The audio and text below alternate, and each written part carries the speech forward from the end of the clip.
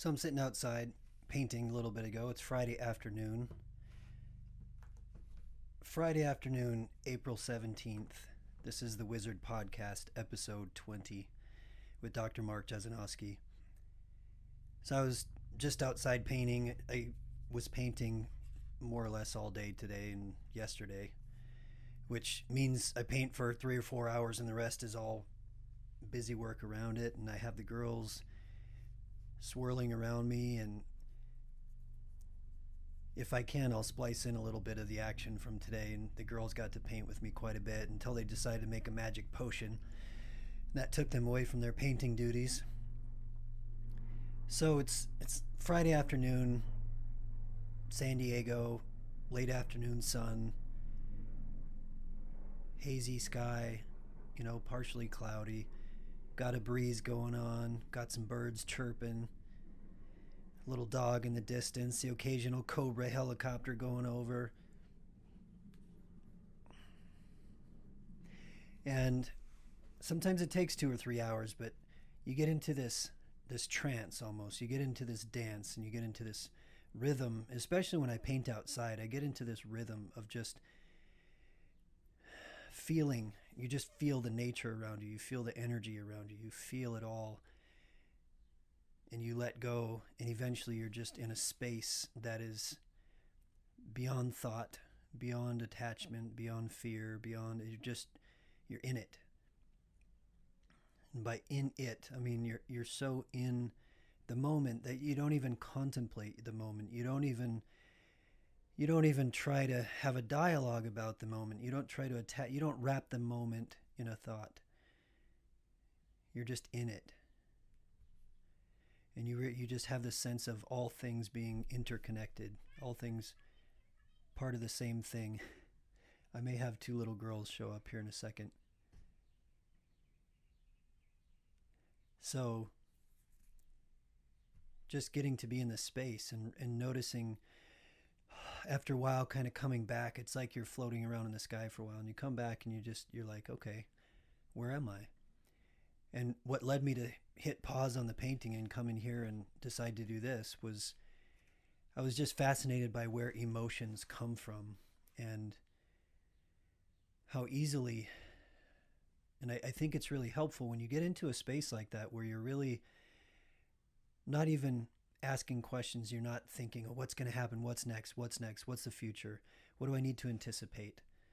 When you're just in that space, when you get out of that space, you really notice it. You really notice when something new happens and some new energy comes in, something new. So a new thought comes in and you realize, oh, I haven't thought about time for a while, and I haven't had a thought cross my mind that included some responsibility or something that I should be anticipating that makes me have that pulse of fear in the body. And when you discover that place, you do realize that your emotions are just this pulse. It's just a pulse in the moment. And that pulse is coming because something about the algorithms of your life story have had a sequence of identifiers, smells, sounds, words, ideas, all these things string together. And when our mind crosses those things, it triggers the same part in our mind as if there was a lion over there crouching in the bushes, and we might pause and we might have a pulse, and it just says, hey, be careful. So I came out of that place and I was noticing all of a sudden my mind, and I'm like, now I'm thinking about thinking. Now I'm thinking about the experience. Now I'm thinking about the moment. Now I'm not actually in the moment. I'm contemplating the moment, which can be, I think this flip-flopping back and forth can be a really useful experience of practicing. It doesn't have to be just this eyes closed meditation. You can meditate in anything. It's just being able to notice and observe without necessarily acting out this story that's playing itself out in your body and your mind. We don't realize we're constantly acting out this story from our mind, how our mind interacts with this present moment based on past learning, based on past programming that comes up in this present moment. Boom. Something says be scared, be worried, and if you notice it, it's a pulse in the body. It goes, and you feel it, and it's an energetic pulse through the body, and it's negative, and it makes you feel scared, and most of us don't catch it. And so it turns into, what's wrong with me? What's wrong with this moment? What do I need to fix? Oh, I better think. Here I go. Now I'm thinking. Now I'm wrapping thoughts around this emotion. I'm wrapping thoughts around this pulse in my body. Now I'm problem solving. Now guess what? Now you're experiencing anxiety. It sucks, doesn't it? When your mind gets going like that and you can't stop it. When that happens, just slow down. Just slow down and notice your breath. And notice the space behind your eyes, the space behind your forehead. And slow down your breathing and notice that that space is full of energy that is trying to solve problems. And you can take a breath and you can let go of that tangle behind your eyes. Let it go. Just pause and breathe and let it go. Imagine you didn't have a problem to solve in the present moment. Imagine a thick cloud dissipating in the morning sun. Imagine that space behind your eyes dissipating and loosening and relaxing. And step back and notice you can feel the pulse in your body without attaching anything to it. You can notice the pulse of energy. You can notice the pulse of anxiety. You can notice the pulse of fear. It's just danger wrapped in a story. It's danger wrapped in ideas.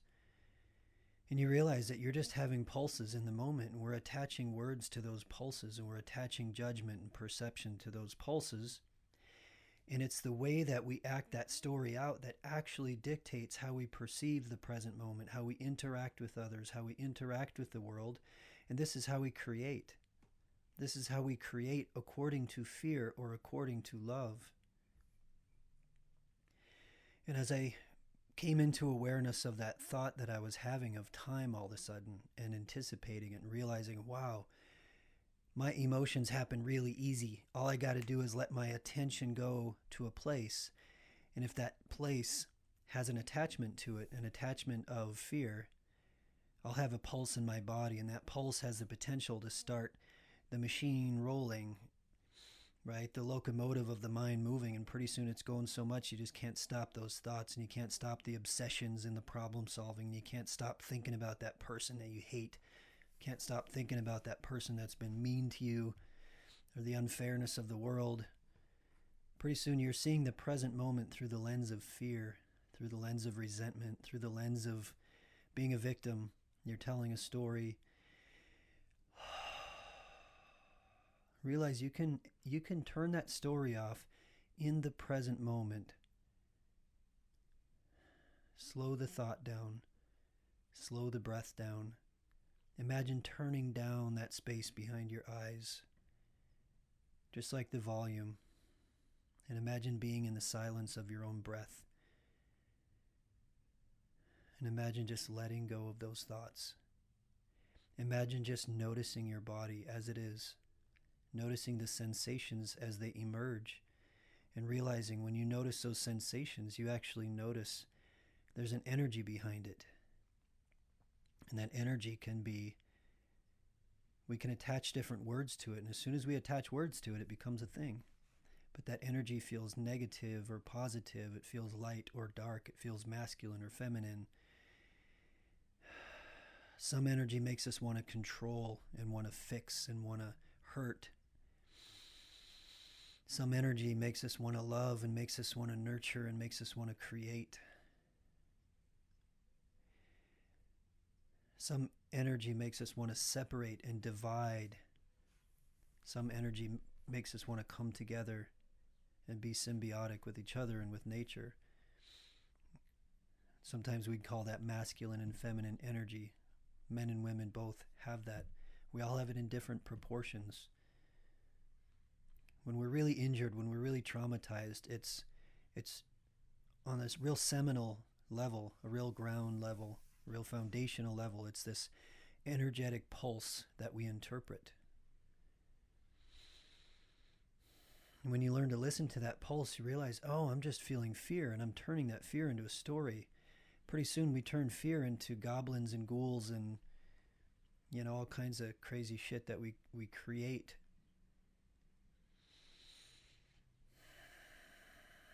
So you just listen to the sense in your body. And here's the thing. I grew up in the church. I'm a praying man. I contemplate God a lot, and I think God is a 3-letter word in the English language, and it's just something so much beyond our capability to understand that we need mythology to understand it. We wrap ideas around it to make sense of it. But if you look at it at a more foundational level, it doesn't have to disavow your beliefs. I believe anyone, whether they're a priest, whether they're a yogi, whether they're a shaman, anyone that's dedicated their life to the stillness knows what that energetic, clear space is beneath it all. And that space can feel so alive. I believe it's what we call the spirit within. That space can feel so alive and so joyful. You can feel so expansive and free if you allow yourself to let go of the judgments of your own emotions, let go of the judgments of your own thoughts. Allow your body to just be honest with itself. We start turning off certain parts of children that we don't like. We tell them to tone it down. We tell them that's not appropriate. And indeed, certain boundaries are very important, obviously. But we yell at children for acting out their feelings. They're just acting out their feelings because guess what? They haven't attached words to them yet. And if you listen to your children, you're going to learn about your emotions because children haven't attached language yet. So they're just acting out the energetic pulse that they feel. Injured or loved, injured or loved, injured or loved. We attach words, we turn them off, we separate, we divide. We become separated from ourselves, we become separated from other.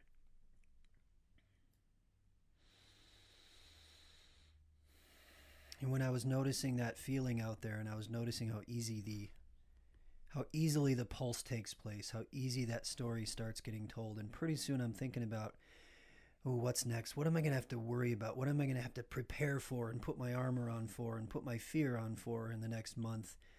And that's just something I've been practicing putting away for quite a while now, just progressively more and more and more, realizing fear is just this thing that we create in the present moment. And we need to learn to distinguish between danger and fear. Fear is propagandized.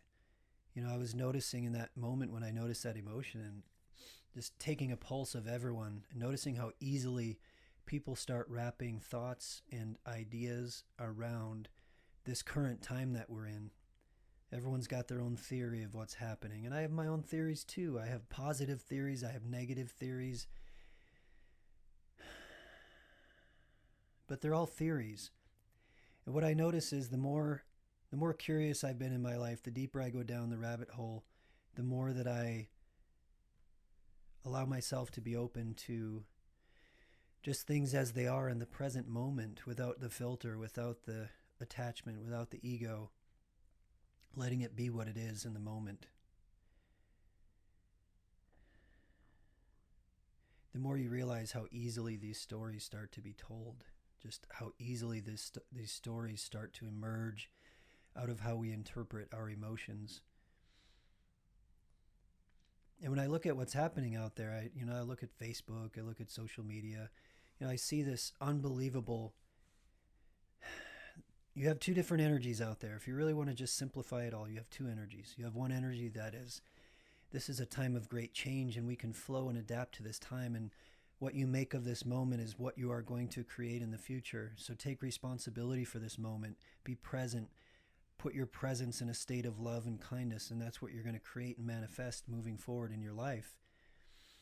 Or you can be in that moment, you can be like, I'm afraid. It's them. It's they. Someone's out to get us. Someone's out to hurt us. We start telling this story of fear. We start wrapping that story around different people and different groups and different tribes, and it's they and it's them and it's wrong and it's us and it's we. Now, that doesn't mean there aren't things in the world that we should be wary of, and we should indeed make ourselves warriors. We should have our eyes open. We should read books.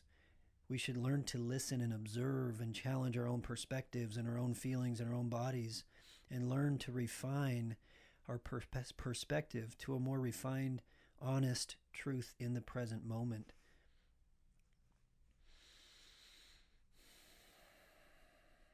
Because one of the deeper things I know about politics and power is that you sacrifice your power when you allow yourself to be divided. You sacrifice your power when you allow yourself to become fearful. It serves the entities, whatever label you want to wrap around them, it serves those entities for us to be divided. To be divided and separated from ourselves. Ooh, I'm afraid. Ooh, I can't act like that. I can't possibly act that out. I better take on this persona. I better become a Republican. I better become a Democrat. I better become a businessman. I better become a playboy. I better be more sexy. I gotta be something to someone. Or guess what? I'm afraid. I'm afraid of being alone. I'm afraid of being separated. I'm afraid of being excommunicated from the tribe. So we allow ourselves to disavow the truth of our own bodies and the truth of our own mind, to listen to our own breath, to not filter the present moment. We allow ourselves to plug into a story in the present moment, and we need to make ourselves a part of that story. Part of that story is, I am a Republican, I'm a Democrat. We have all these insults we throw at each other, and we think we're so smart and so snarky, and we think we know so goddamn much. And it's all sheepish behavior. It's just all falling into a soup of wrapping ideas and theories and perspectives around power, around emotion, around danger, around love. So what would it be like to slow down and listen to your breath, to quiet that space behind your eyes? You're still there if you're not thinking. Believe it or not, you're even more there when you're not thinking. God is more there when you're not thinking. You feel God within. You feel the divine within. You feel the spirit within. You feel the pure, honest, energetic truth within you when you let go of thoughts, when you let go of stories, when you let go of fears, when you let go of what's next, what are they going to do to us? Oh, they're out to get us. We are all collectively creating our world right now in this present moment by how we respond to our own perception, by how we perceive.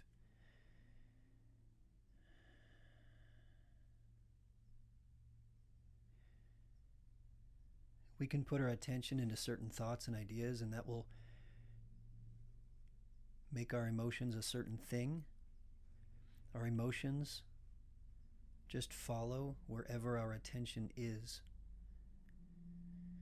So if you're thinking about certain things, your emotions are going to follow, because they're going to believe that that's real. That part of our brain, that limbic system, that limbic area, the emotional brain, it just responds to whatever you put in front of it. So if your attention is in a political party or an idea, or that you're right, you're sanctimony, I'm righter than you, you should do this, you should do that, you should go to church, you should go get that job, you need to clean your act up.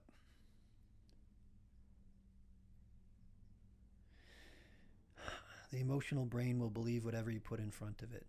And it's constantly taking information in from the body, from the mind, from the external world, and it's just responding to all that information. What if you could just quiet it down? Quiet down your perception, quiet down the need to tell a story, quiet down the need to be right and righteous and correct, because actually you're afraid, and the righteousness makes you feel safe and makes you feel strong and powerful. What would it be like to just be fully honest with yourself in the present moment? Just notice your body as it is. Notice the sensations. Notice that what you call fear and what you call anger and what you call anxiety and what you call depression, notice all of it. It's just an energy in your body that is attached to a story. See if you can quiet it down. I'm going to go quiet mine down again. I'm going to go paint some more. It was so nice to spend 20 minutes with you today. I think you're all amazing. I've learned this is my time. You know, something I think that's super cool about this quarantine, to think of something positive, is that ironically I hear less from people. And I think it's because everyone's with their families and everyone's just chilling, hanging out, you know, being present, doing their things, having campfires and, you know, hopefully doing something beautiful with their family. And if they don't have a family, just hanging out with themselves and being loving and kind and proactive with yourself, serving yourself well, putting your attention in a place of love, even for yourself. Go do it, everyone. I love you, man. All of you.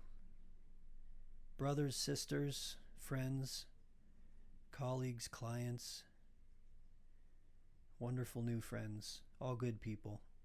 Have a great day. Take care. This is Dr. Mark Jesinoski. This is the Wizard Podcast, episode 20.